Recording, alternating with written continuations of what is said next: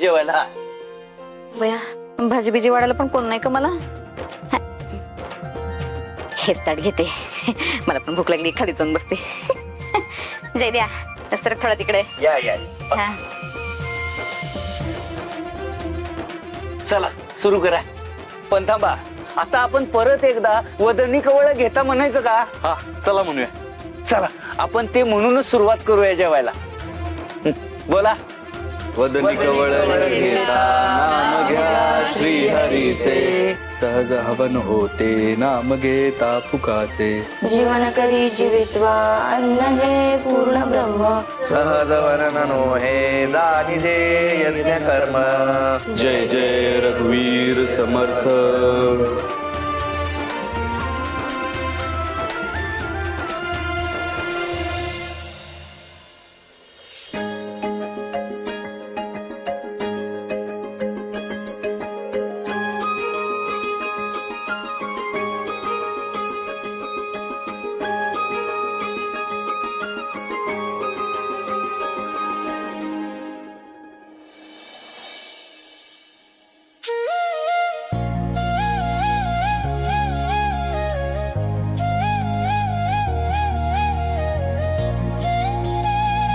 बाहेर एवढी थंडी आणि हा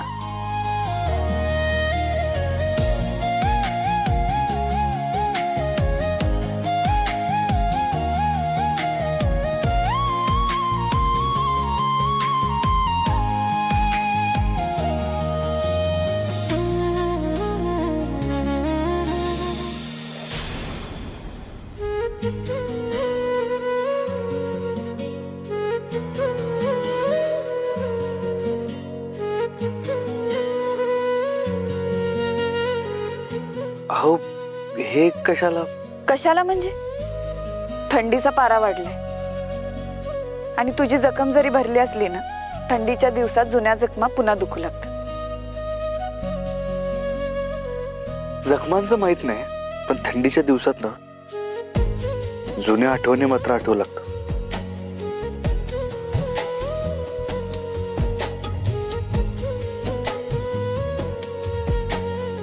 वाघमारे, तुम्हाला आठवतात का जुन्या आठवणी?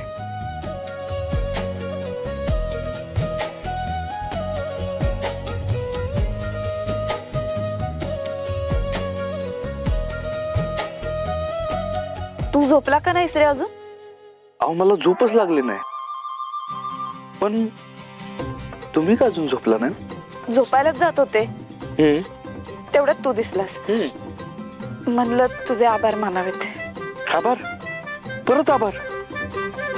आता कशासाठी आभार? सत्या, मगाशी नाही का जेवताना अमरीला चौरंग आणून दिलास, आमचा सन्मान राखायला आमच्या बरोबर जमिनीवर बसून जेवलास, त्यासाठी. वाघमारे, अहो आपल्या घरात कुठला पण पाहुणा आला ना तर त्याचा पाहुणचार कसा करायचा हे माझ्याकडेच असतं. आणि त्यात तुम्ही तर घरातले आहे. मग तुमचा आणि तुमच्या कुटुंबाचा कोणी अपमान केला तर मी शांत बसीन असं वाटतंय तुम्हाला?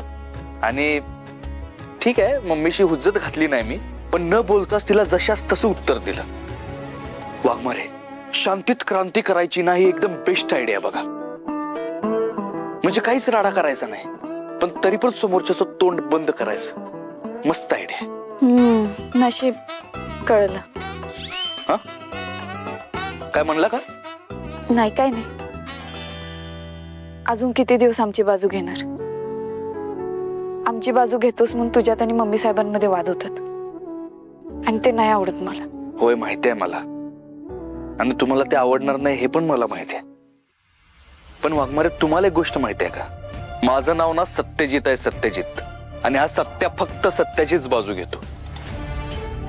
आणि जर समजा उद्या कधी असं झालं की कुठल्या तरी प्रकरणात तुम्ही चुकीचे आहे, तरी मी तुमच्या विरोधात उभा राहीन ना मी. आणि राहिला प्रश्न मम्मीचा, तर तिचा निकाल ना आज रात्रीच लावतो बघा मी. निकाल लावतो म्हणजे नक्की काय करणार आहेस?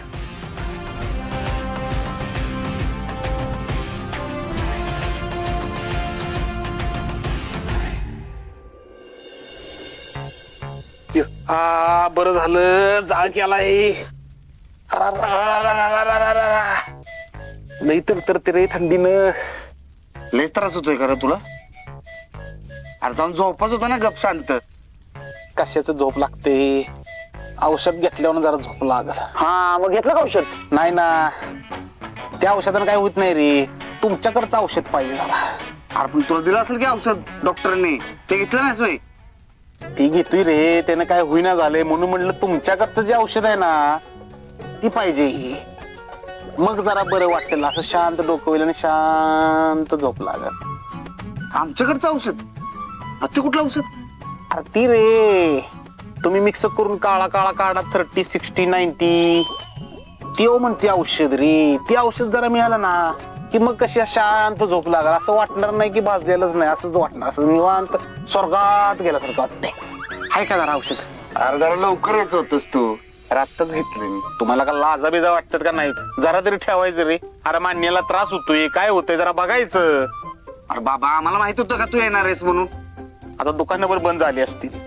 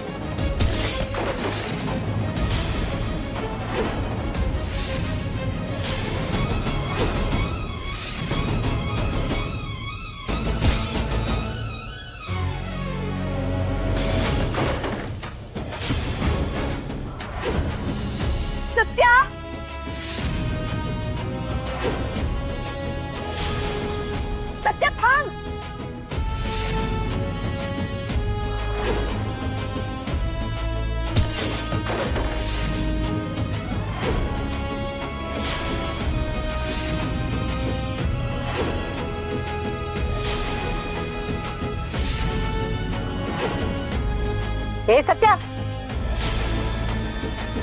काय करला तू? सत्या हे सत्या काय करायला तू? हे कशा टेबल फोडायला लागलाय?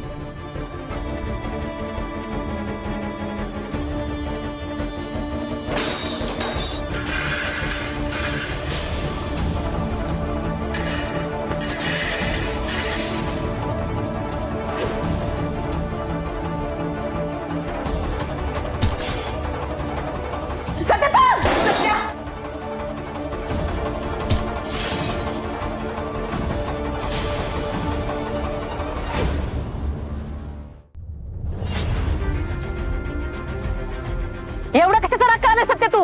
ओ पेंटर, तुम्ही तरी समजून घ्यायला बोल की का तोडलं टेबल?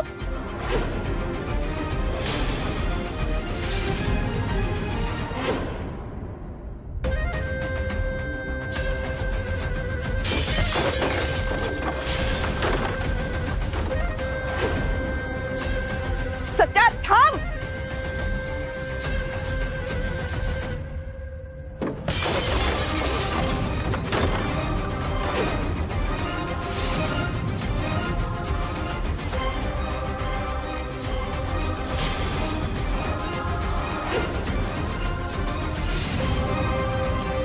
हे सत्या का तोडलं ते टेबल तू? आम्या बाहेर थंडीचा पारा लय वाढलाय ना. आपली पोरं थंडीत कुडकुडतील ते बघवणार नाही मला. ही लाकडं 4-5 दिवस पुरतील आपल्याला शेकोटीला. आणि जर समज लाकडं कमीच पडली ना तर त्यात तुमचा अहंकार बी जाळून टाका.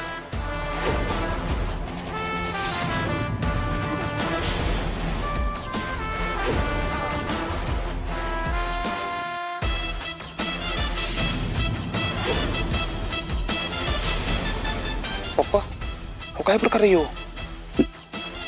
सांगतो नंतर. आधी तू तुझ्या मम्मी सासूचा चेहरा नीट बघ, सगळं कळेल. चल गे लाकडं.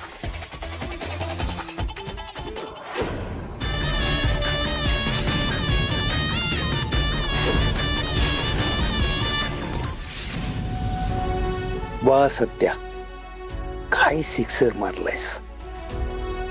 माया, आता तुला जमिनीवर यावंच लागेल.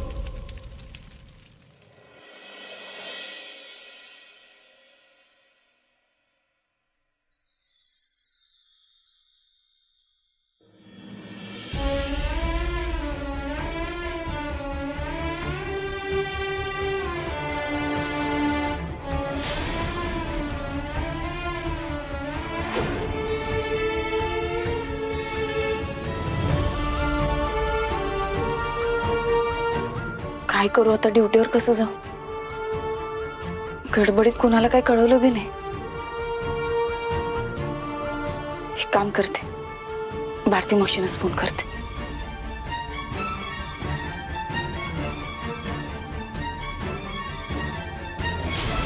वाघमारे,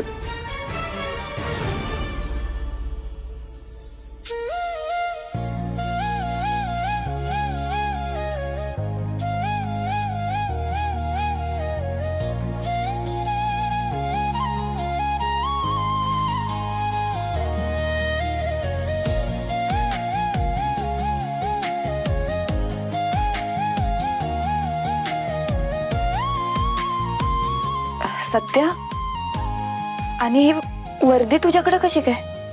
हा ते पडवळ आले होते, ते देऊन गेलेत वरती. अच्छा. घ्या.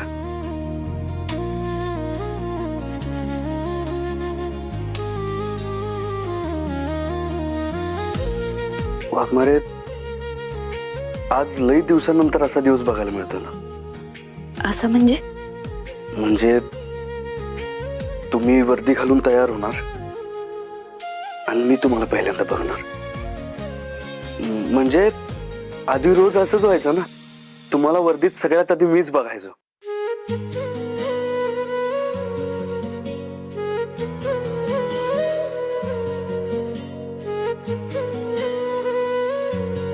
बर ठीक आहे, तुम्ही तयार व्हा मग.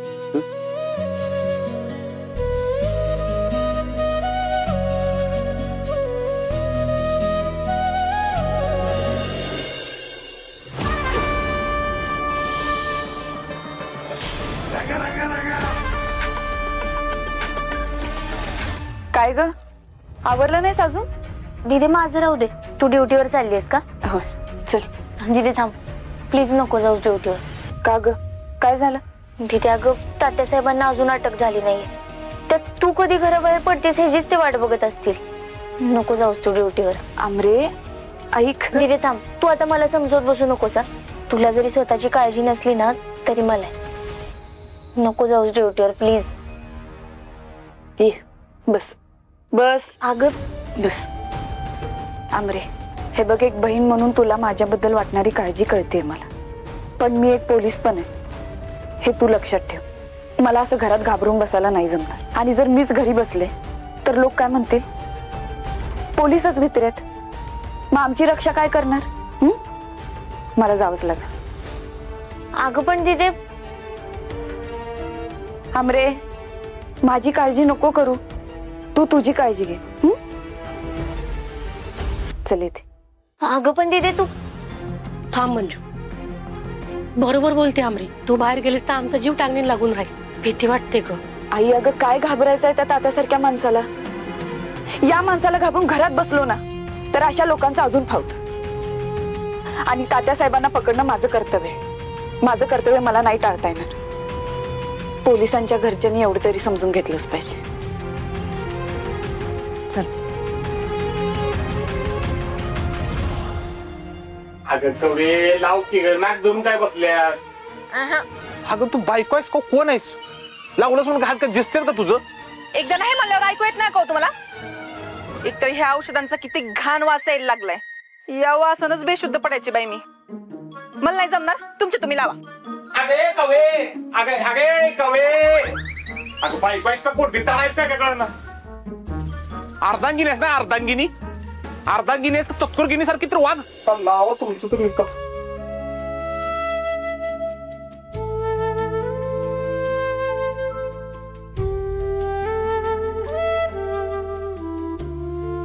बलमा दे. अहो वाघ बरं असं मी लावतो. अरे कशाला काय? आमच्यासाठी स्वतःचा जीव धोक्यात घातलास. ही जखम आमच्यामुळे झाली तुला.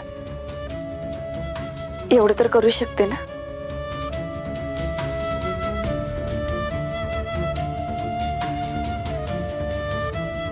बलमा, थँक्यू. झालं का आता? थँक्यू म्हणून लांबचं करणार आहे का तुम्ही? अहो वहिनी, मी दीर म्हणून माझं कर्तव्य पार पाडलं. बलमा, एक रिक्वेस्ट आहे. प्लीज वहिनी नको म्हणू. मी आता तुझी वहिनी नाही.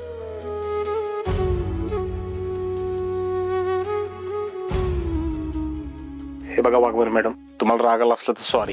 काय तुम्ही नातं जरी नाकारलं असलं तरी मी नाही अजून नाकारलेलं नातं. तुम्ही काल बी माझ्यासाठी वहिनी होता, आज पण माझ्यासाठी वहिनी आहे आणि उद्यासाठी पण वहिनीच असाल.